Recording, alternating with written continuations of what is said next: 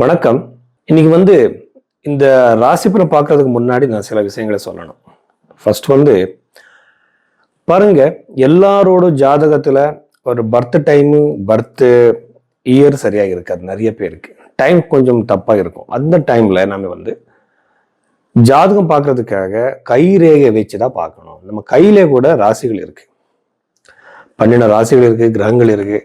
இப்போ for example இப்ப திருமண யோகம் ஜாதகத்துல கன்ஃபார்ம் ஆயிடுச்சுன்னா, நவாம்சத்துல கன்ஃபார்ம் ஆயிடுச்சுன்னா, கை ரேகையில சுக்கிர ரேகை அந்த டைம் பீரியட்ல சேருதா, அது ரெண்டுமே நம்ம கம்பைன் பண்ணது ஆகணும். ஸோ ரெண்டு கம்பைன் பண்ணும்போது இந்த இவெண்ட் எப்போ நடக்கும்னு நம்ம ஈஸியா சொல்லிடலாம். அது விட்டுட்டு நாம நிறைய பேர் என்னென்னமோ சொல்றாங்க. ஆனா நமக்கு வேண்டியது என்ன?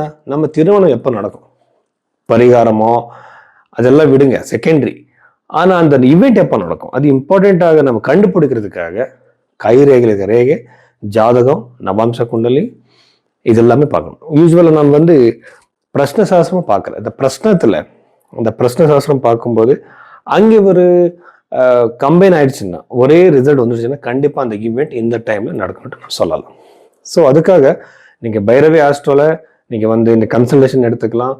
உங்க ஜாதகம் பார்த்து உங்க கைரேகையை பார்த்து நான் உங்க கேள்விக்கு ஒரு கரெக்டான ப்ரொடக்ஷன் நான் கொடுக்குறேன். கும்ப ராசி 2026 இந்த ஜூலை மாதத்துல இந்த கும்ப ராசியில பிறந்தவருக்கு என்னென்ன பாசிட்டிவ் நெகட்டிவ் இருக்குன்னு நம்ம பார்க்கலாம். ராசியில இருக்கிற ராகு, சப்தம பாவத்தில் இருக்கிற கேது. ராகு ஒரு மாதிரி அடிக்ஷன்ஸ் கொடுக்குற சான்சஸ் இருக்கு, ஜாகிரதை இருங்க. அடிக்ட் நாமே ஆகக்கூடாது. அடிக்ட் ஆனா போச்சு எப்படின்னா அது வெளியே வர்றது ரொம்ப கஷ்டம். கண்ட்ரோல்ல தான் இருக்கணும். சப்தம பாவத்தை இந்த கேது இருக்கிறதுனால திருமண வாழ்க்கையில பிரச்சனைகள், மிஸ் அண்டர்ஸ்டாண்டிங்ஸ், பிரிகிற சான்ஸ் அதிகமாயிடும். ஜாகிரதை இருந்து அந்த பிரச்சனை வரும்போது அதை பேசி சால்வ் பண்ணுங்க.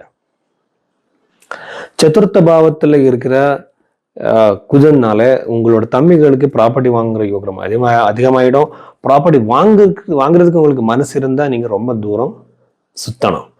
அதுக்கப்புறம் சனி அங்கே பார்க்கும்போது லாஸ் ஆகுற சான்சஸ், ப்ராப்பர்ட்டி வாங்குறதுக்கு நீங்க போவீங்க, இது ஒரு பிரச்சனை லாஸ் ஆகுற சான்சஸ் இருக்கிறதுனால கொஞ்சம் ஜாகிரதையா போங்க. லீகலா கரெக்டா போறது ரொம்ப நல்லது. பஞ்சம பாவத்தில் இருக்கிற சூரியன்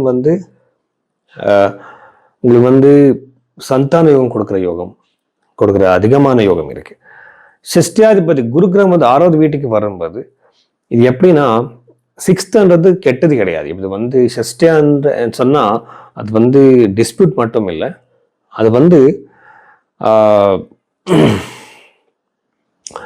உங்க லைஃப் பார்ட்னர் பணம் லாஸ் பண்ற சான்சஸ் அதிகமாக இருக்கும்.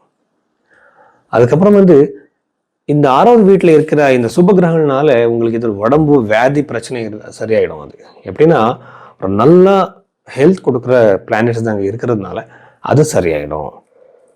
உங்க சதுர்த்தாதிபதி செட்டத்துக்கு வரும்போது யூஸ்வலா ப்ராப்பர்ட்டி டிஸ்பியூட்டே அதிகமாயிடும். ஜாகிரதை இருங்க. வெஹிக்கிள்ஸ் சம்மந்தப்பட்ட டிஸ்பியூட்ஸ் வரும். இங்கே ரோட்ல போகும்போது நீங்கள் டச் பண்ணிட்டீங்க, அது கோர்ட்டுக்கு போயிடும். இந்த ஆக்சிடென்ட், எம்விசி கேஸ் எல்லாம் ஆகிடும். இந்த மாதிரி எல்லாம் பாசிபிலிட்டிஸ் கும்பராசி வரைக்கும் இருக்கு. கும்பராசியில் போனவருக்கு திருமணம் டிலே ஆகிடும், நல்ல சம்பந்தம் கிடைக்காது, கொஞ்சம் வெயிட் பண்ணுங்க. அதுக்கப்புறம் சாடை சாத்தி பற்றி நாம பார்க்கும்போது சாடை சாத்திக்கு பயப்படுறதுக்கு ஒன்றும் இல்லை. அஷ்டக வர்க்கத்தில் பாயிண்ட்ஸ் எப்படி இருக்கு பாருங்க. ஒருவேளை அது உங்களுக்கு எஃபெக்ட் பண்ணிட்டு இருக்கு உங்களுக்கு வந்துருச்சுன்னா நீங்க அனுமான் சாலிசா ரெகுலரா ஸ்டார்ட் பண்ணிடுங்க. அதுவும் ஒரு சிம்பிளான மந்திரம் தான், அது கொஞ்சம் தான் இருக்கு. இவ்வளவு விஷயங்கள் கும்பராசியில் பிறந்தவர்கள்.